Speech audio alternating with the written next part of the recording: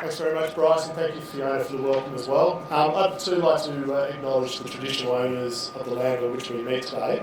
I'd also, just before I begin my remarks, just acknowledge we've got a couple of Regional Advisory Council co-chairs here. We established a couple of years ago regional advisory councils to really help us with our engagement with regional communities. So I'd just like to acknowledge the Honourable Bruce Scott, who co-chairs our Queensland RAC, is here, Wendy Duncan, who co-chairs our Western Australian RAC, and Ian Donges, who co-chairs New South Wales.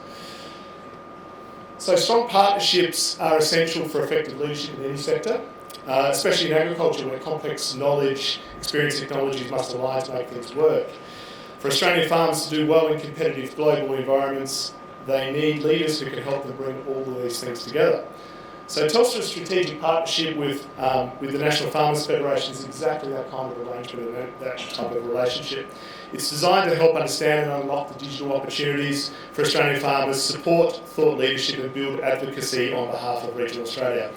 And as you know, it was, as we've just heard, it was part of the establishment of the 2030 roadmap, the shared ambition that we have to grow the industry from about $60 billion to $100 billion by 2030. And with our sights set on this goal, we're pleased to be able to join forces with National Farmers Federation today to be able to host this forum here in Canberra. So like NFF, Telstra wants Australian farmers to be well prepared for the future.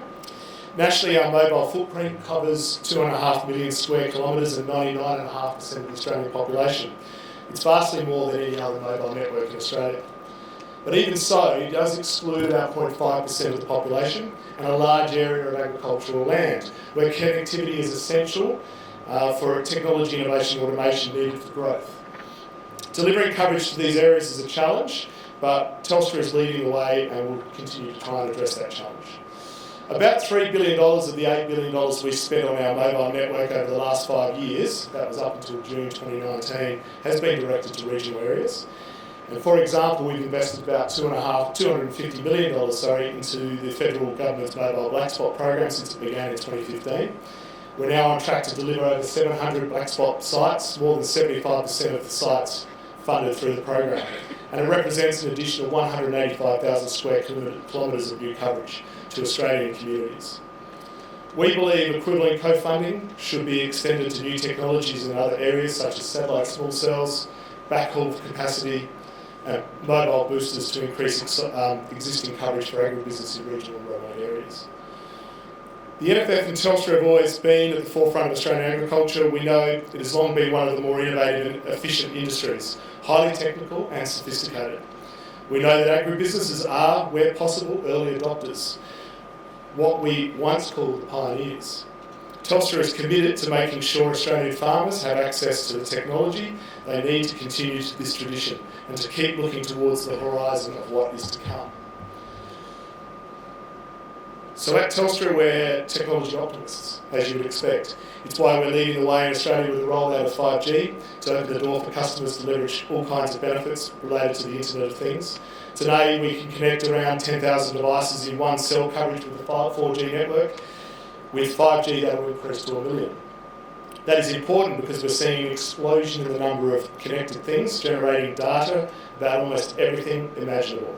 Sensors are being deployed by the hundreds of millions in everything from cars, aircraft engines, and electricity meters to tractors and farm equipment, even farm animals. By 2023, it is estimated that there will be 50 billion connected things in the world, and 5G is the technology that will help enable this. Telstra's IoT network is the largest in the country and one of the largest in the world. The network now covers more than 3.5 million square kilometres, so IoT technology benefits can be enjoyed by many Australians outside cities and towns.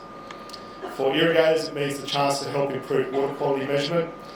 For produce exporters, it means potential productivity benefits that come from the ability to track and monitor products. In September, we were pleased to be able to partner with NFF and some of the state farming groups in hosting them at our main technology event called Telstra Advantage. And there we were able to highlight on the export floor some key things that are coming and emerging, including the potential around Telstra's new data hub.